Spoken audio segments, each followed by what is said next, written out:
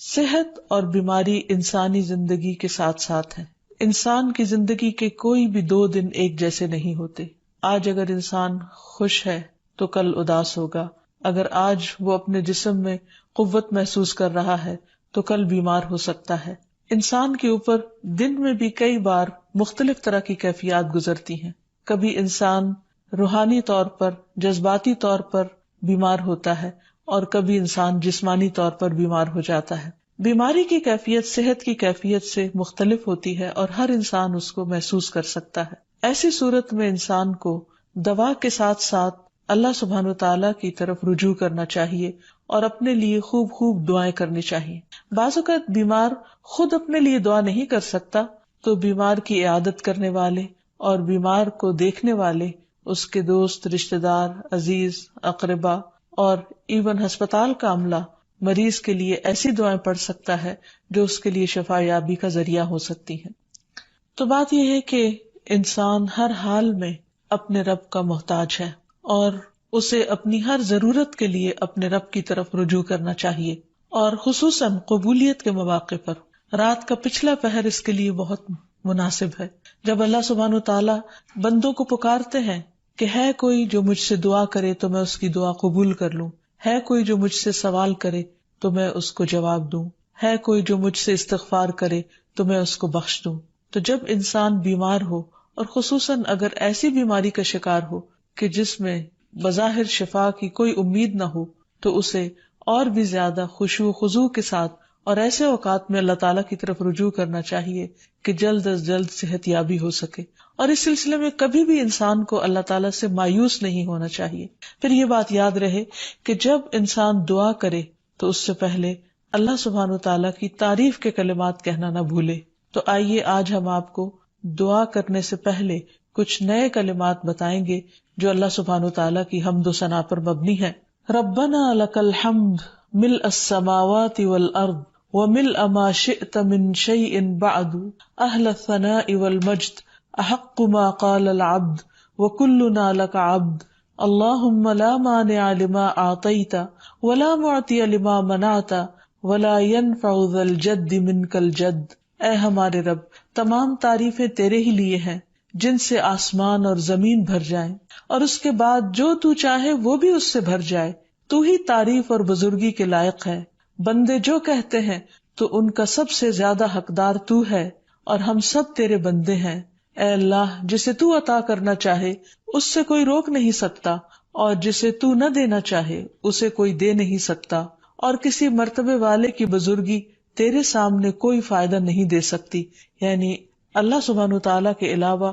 کوئی بھی اور ایسا نہیں ہو سکتا جو انسان کی مشکل کو آسان کر سکے. تو آئیے اس کے ساتھ ہم دیکھتے ہیں کہ بیماری کے اسباب کیا ہوتے ہیں، بیماریاں کیوں آتی ہیں. سب سے پہلی بات تو یہ کہ بیماری اللہ کے اذن سے آتی ہے. جب تک اللہ سبحانہ وتعالیٰ کا اذن نہ ہو انسان پر کوئی کسی قسم کی مشکل آ نہیں سکتی. قرآن مجید میں آتا ہے ما اصاب من مصیبت الا باذن اللہ. جو بھی مصیبت آتی ہے وہ اللہ کے اذن سے آتی ہے اور وہ تقدیر کا حصہ ہوتی ہے، اور اس میں اللہ سبحانہ وتعالیٰ کی حکمت اور مشیت کار فرما ہوتی ہے. اور وہ کیا ہو سکتی ہے؟ مثلاً اللہ تعالیٰ کسی بندے کے ساتھ بھلائی کا ارادہ کرتے ہیں، اس کے گناہ معاف کرنا چاہتے ہیں، اس کو کسی خاص چیز کی سمجھ دینا چاہتے ہیں تو اسے تکلیف میں مبتلا کر دیتے ہیں. کیونکہ بعض اوقات انسان زندگی میں اتنا مصروف ہوتا ہے اپنے روزانہ کے روٹین کے کاموں میں کہ وہ ٹھہر کر، رک کر، خاموشی کے ساتھ وقفہ لیے بغیر کوئی ایسی بات سوچتا نہیں کہ جو اسے سوچنی چاہیے، جو اللہ تعالیٰ چاہتے ہیں کہ وہ سوچے. تو جب انسان بیمار ہو جاتا ہے تو ایک اور کنڈیشن میں آ جاتا ہے، وہ آرام کی کیفیت میں آ جاتا ہے. ایسی صورت میں انسان کو وہ باتیں بھی سوچنے کا موقع مل جاتا ہے جو عام طور پر وہ نہیں سوچتا. پھر اسی طرح ہمیں ہمارا دین یہ بھی بتاتا ہے کہ بعض اوقات انسان پر بیماری یا کوئی بھی تکلیف اس کے اپنے ہاتھوں کی کمائی سے آتی ہے، یعنی اس کا اپنا کوئی گناہ یا قصور ہوتا ہے جس کی بنا پر اسے وہ تکلیف پہنچتی ہے. قرآن مجید میں آتا ہے وَمَا أَصَابَكُم مِّن مُّصِيبَةٍ فَبِمَا كَسَبَتْ أَيْدِيكُمْ وَيَعْفُو عَن كَثِيرٍ. اور تمہیں جو بھی مصیبت پہنچی تو وہ اس وجہ سے ہے جو تمہارے ہاتھوں نے کمایا، اور وہ بہت سی چیزوں سے درگزر کر جاتا ہے. اسی طرح بعض اوقات انسان کی بیماریاں اس کے کسی گناہ کا نتیجہ ہوتی ہیں۔ عمر رضی اللہ عنہ نے جب عباس رضی اللہ عنہ سے بارش کی دعا کرنے کے لیے کہا تو انہوں نے کہا، اے اللہ، بے شک مصیبتیں گناہوں کی وجہ سے ہی نازل ہوتی ہیں اور انہیں صرف توبہ ہٹا سکتی ہے۔ پھر اسی طرح ایک اور روایت میں آتا ہے، رسول اللہ صلی اللہ علیہ وسلم نے فرمایا، جب بھی کسی رگ یا آنکھ کو نقصان پہنچتا ہے تو وہ کسی نہ کسی گناہ کی وجہ سے ہوتا ہے، لیکن جو تکالیف اللہ تعالیٰ ویسے ہی ٹالتا رہتا ہے وہ کہیں زیادہ ہو جاتی ہیں۔ پھر اسی طرح بعض بیماریاں انسانوں کے اعلانیہ گناہوں کی وجہ سے بھی ہوتی ہیں، جیسے کہ ایک حدیث میں آتا ہے، جب کسی قوم میں بدکاری عام ہو جاتی ہے اور وہ اعلانیہ اس کا ارتکاب کرتے ہیں تو ان میں طاعون اور ایسی مختلف بیماریاں پھیل جاتی ہیں جو کہ ان سے پہلے گزرے ہوئے لوگوں میں نہ تھی۔ ابو امامہ باہلی سے روایت ہے کہ نبی صلی اللہ علیہ وسلم نے فرمایا، جس بندے کو بھی بیماری سے پچھاڑ دیا گیا ہو تو اللہ تعالیٰ اسے جب بیماری سے اٹھاتا ہے تو وہ پاک ہوتا ہے۔ تو یہ ایک حقیقت ہے کہ انسان کے گناہ اس کے لیے مشکلات کا سبب بنتے ہیں۔ امام ابن القیم الجوزیہ لکھتے ہیں، ان کی ایک مشہور کتاب ہے الداء والدواء، بیماریاں اور علاج، اس میں وہ کہتے ہیں کہ کوئی بھی گناہ ایسا نہیں کہ جس کے اثرات نہ ہوں۔ انسان سے چھوٹی یا بڑی جو بھی کوئی غلطی صادر ہوتی ہے اس کے نتیجے میں کچھ نہ کچھ اثرات اس کی زندگی پر ضرور پڑتے ہیں۔ ہاں، اگر اللہ تعالیٰ معاف کر دے تو وہ اور بات ہے، ورنہ ہر گناہ کی ایک تاثیر ہوتی ہے، اور ان تاثیرات میں سے ایک چیز یہ ہے کہ انسان مختلف قسم کی بیماریوں میں مبتلا ہو جاتا ہے۔ اسی لیے ہم دیکھتے ہیں کہ جب انسان بیماری میں مبتلا ہوتا ہے تو اللہ تعالیٰ اس بیماری کو اس کے گناہوں کا کفارہ بنا دیتے ہیں۔ جیسے حدیث میں آتا ہے کہ جس مسلمان کو کانٹا چبھے یا اس سے زیادہ کوئی تکلیف پہنچتی ہے تو اللہ تعالیٰ اس کے ذریعے اس کے گناہوں کو اس طرح دور کر دیتا ہے جس طرح درخت سے اس کے پتے جھڑتے ہیں۔ تو اس سے ہمیں یہ پتہ چلتا ہے کہ بیماریوں کے آنے کے مختلف اسباب ہوتے ہیں۔ بیماری بہرحال جس بھی وجہ سے آئے، لیکن اصل چیز دیکھنے کی یہ ہے کہ مومن کا رویہ کیا ہے۔ مومن کو اگر کوئی کانٹا بھی چبھتا ہے تو وہ اس پر صبر کرتا ہے۔ اس لیے بیماری یا تکلیف کے آنے پر انسان کو اللہ سے راضی رہنا چاہیے، شکوہ نہیں کرنا چاہیے، کیونکہ جو اللہ سے راضی ہو جاتا ہے کسی آزمائش پر، اللہ تعالیٰ بھی اس سے راضی ہو جاتا ہے۔ پھر اسی طرح اللہ تعالیٰ کا شکر ادا کرنا چاہیے، کیونکہ بیماری اس سے زیادہ شدید بھی ہو سکتی تھی، لہٰذا انسان کو اللہ تعالیٰ جس حال میں رکھے انسان اس پر شکر گزار رہے۔ پھر یہ کہ انسان کسی بھی بیماری میں کسی بھی قسم کی ہو اور زندگی کے کسی بھی حصے میں ہو، اس میں مایوس نہ ہو، پر امید رہے کہ بیماری دور ہو جائے گی۔ پھر اسی طرح اگر بیماری طول پکڑ جائے تو انسان کو گھبرانا نہیں چاہیے، کیونکہ ہر گزرنے والا لمحہ انسان کے درجات میں اضافے کا سبب بنتا ہے اور اس کے گناہ مسلسل جھڑتے چلے جاتے ہیں، حتیٰ کہ انسان بالکل پاک صاف ہو جاتا ہے۔ پھر اسی طرح انسان کو بیماری کی حالت میں دوسروں سے شکوے شکایات نہیں کرنی چاہیے، کیونکہ بیماری اللہ کے اذن سے آتی ہے، اور جب انسان ہر ایک کے آگے رونے لگتا ہے تو گویا وہ اللہ تعالیٰ کا شکوہ کر رہا ہوتا ہے، جو چیز اللہ تعالیٰ کو پسند نہیں۔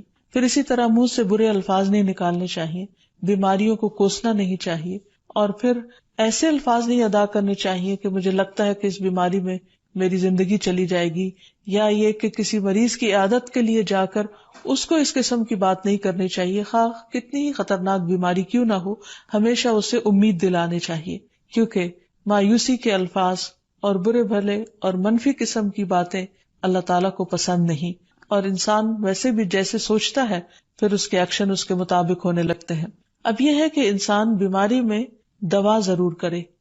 کیونکہ حدیث میں آتا ہے کہ اللہ تعالیٰ نے کوئی بیماری ایسی نہیں اتاری جس کے لیے دوا نہ اتاری ہو۔ ہاں، جسے معلوم ہو اسے معلوم ہوتا ہے، اور جسے نہیں معلوم ہوتا اسے نہیں معلوم ہوتا۔ بعض اوقات اللہ تعالیٰ ڈاکٹر کے دل میں ڈال دیتا ہے اور اس کا علاج اس کو سمجھ میں آ جاتا ہے، اور بعض اوقات وہ بیماری لا علاج ہوتی ہے، حالانکہ اس کا علاج موجود ہوتا ہے مگر کسی کو بھی علاج سمجھ میں نہیں آتا۔ بہرحال نوعیت کچھ بھی ہو تو علاج ضرور کراتے رہنا چاہیے، اور کبھی مایوس نہیں ہونا چاہیے کہ اس بیماری کا علاج ہو نہیں سکتا، نہیں، ایک کے بعد ایک کوشش انسان کرتا رہے، اور جب اللہ کا اذن ہوگا بیماری دور ہو جائے گی۔ اور اس کے ساتھ ساتھ انسان یہ بھی یقین رکھے کہ شفا اللہ کے ہاتھ میں ہے، کسی ڈاکٹر کے ہاتھ میں نہیں، کسی انسان کے ہاتھ میں نہیں، کیونکہ جب تک اللہ کا اذن نہ ہو شفا نہیں ہو سکتی، خواہ کوئی کتنا بھی بڑا ڈاکٹر کیوں نہ ہو. اسی لیے نبی صلی اللہ علیہ وسلم کی دعاؤں کے آخر میں آتا ہے کہ لا شفا الا شفاؤک، کوئی شفا نہیں مگر تیری ہی شفا، یعنی جو اللہ سبحانہ وتعالی اپنے بندے کو شفا عطا کرے. پھر اسی طرح یہ ہے کہ حضرت ابراہیم علیہ السلام نے اللہ سبحانہ وتعالی کے بارے میں فرمایا تھا کہ وَإِذَا مَرِضْتُ فَهُوَ يَشْفِينِ، کہ جب میں بیمار ہوتا ہوں تو وہی مجھے شفا دیتا ہے، یعنی اللہ تعالیٰ ہی اس بیماری کو دور کرتا ہے. اسی طرح ایک اور روایت سے بھی پتہ چلتا ہے کہ شفا دراصل اللہ سبحانہ وتعالی کے ہاتھ میں ہے. حضرت عائشہ سے مروی ہے کہ رسول اللہ صلی اللہ علیہ وسلم دم کیا کرتے تھے اور یہ دعا پڑھتے تھے امسح البأس رب الناس بیدک الشفاء لا یکشف الکرب الا انت، اے لوگوں کے رب تکلیف کو دور کر دے، تیرے ہی ہاتھ میں شفا ہے، تیرے سوا اس کو دور کرنے والا اور کوئی بھی نہیں. پھر اسی طرح انسان جب کسی بیمار کی عیادت کے لیے جائے تو اس پر بھی دعا پڑھے اور اس کے لیے دعا کرے. رسول اللہ صلی اللہ علیہ وسلم نے فرمایا جو مسلمان کسی ایسے بیمار کی عیادت کے لیے اس کے پاس آئے جس کی موت کا وقت قریب نہ آیا ہو اور 7 مرتبہ یہ پڑھے اسأل اللہ العظیم رب العرش العظیم ان یشفی فلانا من وجعہ، میں اس عظمت والے اللہ سے سوال کرتا ہوں جو عرش عظیم کا رب ہے کہ فلاں کو اس کی تکلیف سے شفا عطا فرمائے، تو اللہ عز و جل اسے شفا عطا فرما دیتا ہے. اور پھر ہم دیکھتے ہیں کہ تمام انبیاء اپنی بیماریوں میں تکلیفوں میں اللہ تعالیٰ کو پکارتے تھے، جیسا کہ ایوب علیہ السلام کی دعا قرآن مجید میں آتی ہے. اور ایوب جب اس نے اپنے رب کو پکارا کہ بے شک مجھے تکلیف پہنچی ہے اور تو رحم کرنے والوں میں سب سے زیادہ رحم کرنے والا ہے، تو ہم نے اس کی دعا قبول کر لی، بس اسے جو بھی تکلیف تھی اسے دور کر دیا اور اسے اس کے گھر والے اور ان کے ساتھ ان کی مثل اور عطا کر دیے اپنے پاس سے رحمت کے لیے اور ان لوگوں کی یاد دہانی کے لیے جو عبادت کرنے والے ہیں. اسی طرح رسول اللہ صلی اللہ علیہ وسلم نے ایک اور موقع پر ایک صحابی عثمان بن ابی عاص الثقفی کو ایک دعا سکھائی. جب وہ نبی صلی اللہ علیہ وسلم کے پاس حاضر ہوئے، وہ کہتے ہیں مجھے اتنی تکلیف تھی کہ قریب تھا کہ وہ مجھے ہلاک کر دیتی، تو نبی صلی اللہ علیہ وسلم نے مجھے فرمایا اس درد کی جگہ پر اپنا دایاں ہاتھ رکھو اور 7 مرتبہ کہو بسم اللہ اعوذ بعزت اللہ وقدرتہ من شر ما اجد واحاذر، اللہ کے نام کے ساتھ میں پناہ مانگتا ہوں اللہ کی عزت کی اور اس کی قدرت کی اس شر سے جو میں محسوس کرتا ہوں، یعنی اس تکلیف سے بچنے کے لیے جو مجھے محسوس ہو رہی ہے اور جس سے میں خوف محسوس کرتا ہوں. عثمان کہتے ہیں کہ جب میں نے یہ پڑھا تو اللہ سبحانہ وتعالیٰ نے مجھے شفا عطا کر دی. پھر اسی طرح ہر بیماری سے شفا کی دعا نبی صلی اللہ علیہ وسلم نے سکھائی. عبداللہ بن عباس سے مروی ہے کہ نبی اکرم صلی اللہ علیہ وسلم نے فرمایا جب کوئی شخص کسی ایسے مریض کی عیادت کرے جس کی موت کا وقت ابھی قریب نہ آیا ہو اور اس کے پاس 7 مرتبہ یہ دعا پڑھے اسأل اللہ العظیم رب العرش العظیم ان یشفیک، میں عظمت والے اللہ جو عرش عظیم کا رب ہے اس سے دعا کرتا ہوں کہ وہ تمہیں شفا عطا کرے، تو اللہ تعالیٰ اسے اس مرض سے شفا عطا کر دے گا. پھر اسی طرح نبی صلی اللہ علیہ وسلم اگر کسی کو کوئی پھوڑا بنسی ہوتی تو اپنے لعاب دہن کے ساتھ زمین کی مٹی تھوڑی سی لے کر اس درد تکلیف والی جگہ پر لگاتے تو اس سے بھی شفا ہوتی. حضرت عائشہ کہتی ہیں کہ جب کسی انسان کے عضو میں کوئی تکلیف ہوتی، پھوڑا یا زخم ہوتا، تو نبی صلی اللہ علیہ وسلم اپنی انگلی اس طرح رکھتے، اور سفیان جو راوی ہیں انہوں نے اپنی شہادت کی انگلی زمین پر رکھی، پھر اسے اٹھا کر فرمایا بسم اللہ تربت اردنا بریقت بعدنا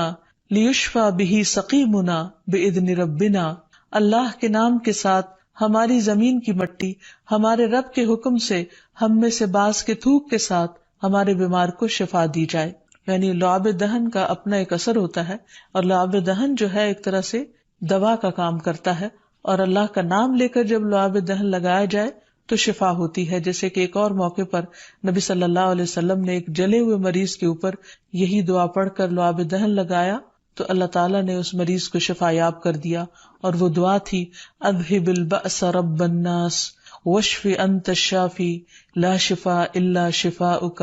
شفاء لا یغادر سقما. پھر اسی طرح ایک موقع پر ایک قبیلے کے سردار کو جب بچھو نے کاٹ لیا اور اس کے جسم میں زہر پھیل گیا تو ایک صحابی نے سورۃ الفاتحہ پڑھ کر اس پر دم کیا تو اس سے اس کو شفا ہو گئی. اور یہ بات جب نبی صلی اللہ علیہ وسلم کو بتائی گئی تو آپ اس پر خوش ہوئے اور سورۃ فاتحہ سب لوگوں کو آتی ہے، اسی لیے اس کا نام سورۃ الشفا بھی ہے، کیونکہ یہ بیماری میں بطور علاج پڑھی جاتی ہے مریض پر. مریض خود بھی پڑھ سکتا ہے اور اس کے اٹینڈنٹس بھی اس پر پڑھ سکتے ہیں. حضرت علی رضی اللہ تعالیٰ عنہ کہتے ہیں کہ نبی صلی اللہ علیہ وسلم کو بچھو نے ڈس لیا اور آپ نماز پڑھ رہے تھے. جب آپ نماز سے فارغ ہوئے تو آپ نے فرمایا اللہ تعالیٰ بچھو پر لعنت کرے، یہ نہ نمازی کو چھوڑتا ہے نہ کسی اور کو. پھر آپ نے پانی اور نمک منگوایا، آپ اس پر ملتے جا رہے تھے اور یہ صورتیں پڑھ رہے تھے، قل یا ایھا الکافرون وقل اعوذ برب الفلق اور قل اعوذ برب الناس. تو یہ بھی ایسے مواقع پر پڑھی جا سکتی ہیں.